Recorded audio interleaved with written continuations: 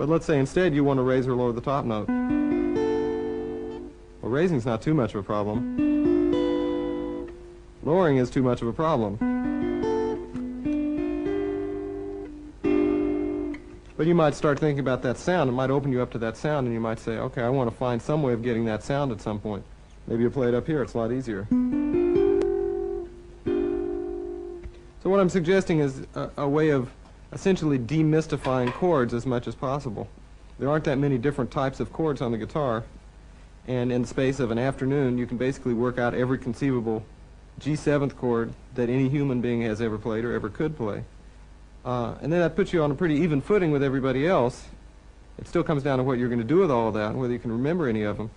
But it's quite remarkable if you use that approach, which I think of as chord maps. I map out all the notes and then just randomly combine them or combine them based on some kind of parallel motion. It's quite remarkable what you can accomplish in a real short time. You're bound to find all kinds of voicings you wouldn't have thought of.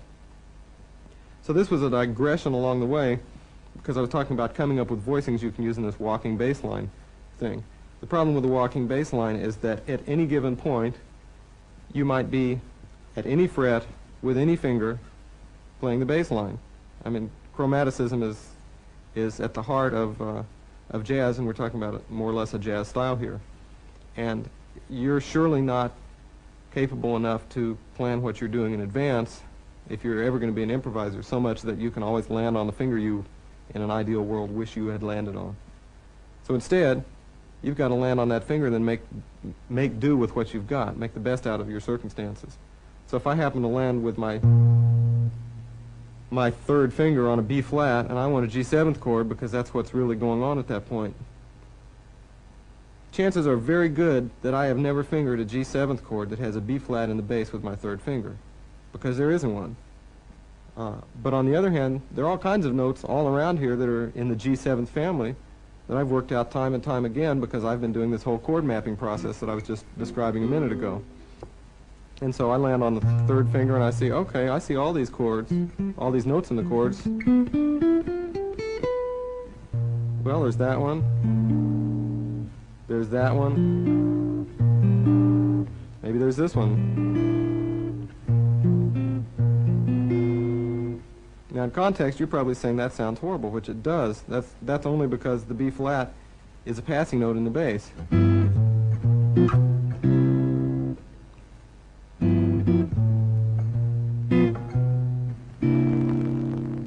In context, it sounds fine. It's only natural that you'll have that dissonance along the way. So anyway, you can come up with any kinds of voicings you want to. It's like every other aspect of this. You can go as far into it as you want to, or not very far at all, and you can still make all kinds of music with it. One of the beauties of this style is that once you get some of the basics down, you'll find that, as I said before, you don't have to be a great bass player. You also don't have to know every voicing in the world, and you don't have to know every tune in the world to entertain yourself for hours at end, and entertain other people too. Okay. Now I want to extend this idea of rhythms a little bit and talk about a concept of using systematic thinking about rhythms to increase your options here. And specifically, I'm saying that if you break down the components of rhythms, of comping rhythms, we're basically talking about an eighth note pulse. If you played every single eighth note, you'd really have a shuffle, just like I was playing. So most of the rhythms that you can use to comp with fall on one of those 8 places. Of course, we're talking about swing eighth notes, so they're not strict eighth notes, they're really triplets. So what you want to do is have the freedom and the flexibility to be able to attack any of those or any combinations of those that you want to. You immediately run into some independence problems. So I would suggest doing some systematic working with rhythms in order to get yourself nice and free so that certain ones aren't a lot easier than others, because the easy ones are the ones you're going to do. So let's do some things that will make them all equally easy. That's the goal here, really. So one set of those eighth notes that you can do is the set that coincide with the bass notes. That's pretty easy. Actually, you'll notice I'm still using the independence. The bass note is just sitting there. It's legato. The comp is staccato. Not just staccato because I cut it off in the right hand somehow.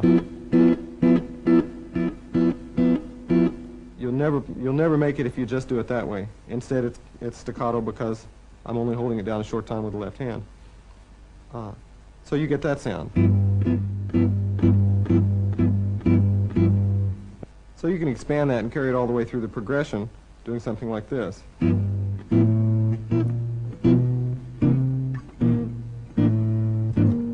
notice it's a little bit difficult for me to keep track of which finger is supposed to be staccato and which one is supposed to be legato. You'll have that same problem, which is one of the reasons you want to slow this down a bit, and exactly one of the reasons that you should do this exercise just like I should have. The other contrasting one would be this.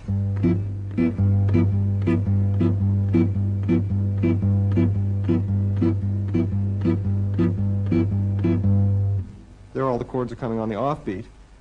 Those are the contrasting beats to the on beats, and so you get a sound like this.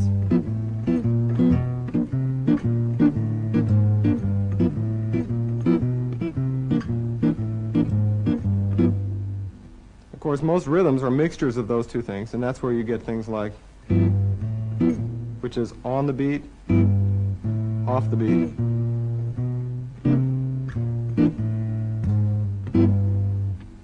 Or repeated notes, 2/8 notes in a row.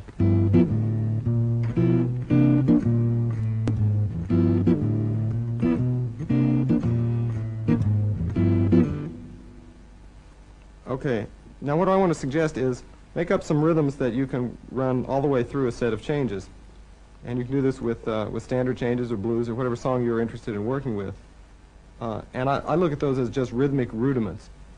What we've been talking about so far are ones that repeat every bar. It's the same rhythm over and over again every bar. You could also have ones that alternate, like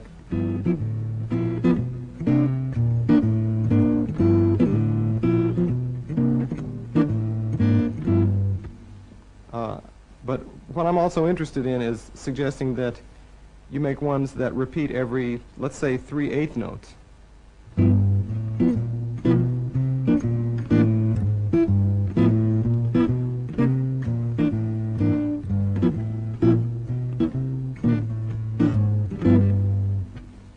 And of course, you're going to run up against all the same kind of fingering problems that you're watching me run up against right now, and do my best to pretend that I can solve in real time. One of the advantages of doing those that are not just a bar long, but that what this particular one is you hit an 8th note, then you leave 2/8 rests. So it's really 3/8 notes long. So one of the advantages of doing that is that you don't come out even at the end of every measure. You might come out even at the end of every 3 measures. In the case of blues, that means that at the end of a chorus of blues, you'll come out even because there are 12 bars of 4 beats each, and you divide that by 3 and it comes out even. If you do a standard tune that's got 16 bars or 32 bars, then at the end of a chorus it won't come out even. You'll have to go around 3 times before it'll come back to where you started from. And that's a good challenge. If you can get all the way through a tune, once for that matter, but if you can get all the way through the tune 3 times and come out where you started from and actually solve all the fingering problems, then you're likely to develop a great deal of flexibility when it comes to comping and actually improvising rhythms along the way. Okay, let's go on to what I think is as important as the variety, and that's the feel. The one thing that I've been trying to leave out all this time has been what I think of as the third part that you always want to have in there. It tends to bring everything to life, and that's the percussion, specifically the backbeat. It happens on 2 and 4. There are all kinds of ways you can achieve it, but check out the difference between the first way, which will be without it, and the second way, which will be with it.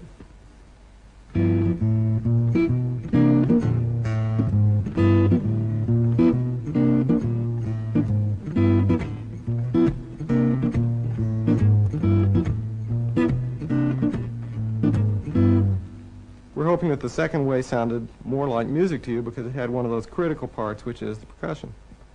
Okay, so the backbeat is a click on the strings of one sort or another. If you're not doing anything else at the same time, you can do this. I'm just clicking my fingers into a kind of ready position to pluck the next chord. So if you're comping on every other beat, 1 and 3, 1, 2, 3, 4, you'd get this.